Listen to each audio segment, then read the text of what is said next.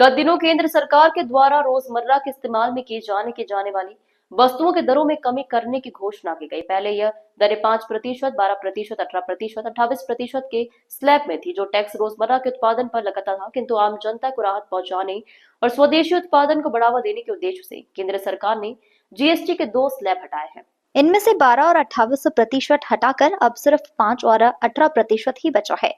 केंद्र सरकार के द्वारा घटाया गया जीएसटी को लेकर एक प्रेस वार्ता का आयोजन उद्योग संगठन के द्वारा किया गया था।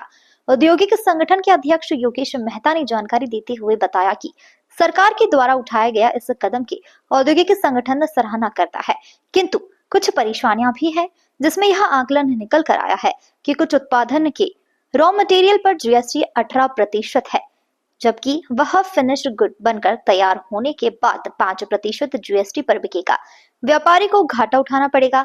इसलिए सरकार से निवेदन करते हैं कि जीएसटी रिटर्न का भी विकल्प होना चाहिए, जिस व्यापारी का घाटा कम किया जा सके, और सरकार इस और ध्यान देना होगा, नहीं तो ऐसे उत्पाद अपने आप खत्म हो जाएंगे। इसलिए सरकार को इस पर ध्यान देना ही चाहिए। ये जीएसटी में जो दरों को कम की गई है, लगभग 400 450 प्रोडक्ट ऐसे हैं जिनको कम की है और कुछ प्रोडक्ट ऐसे हैं जिनके बढ़ाई है।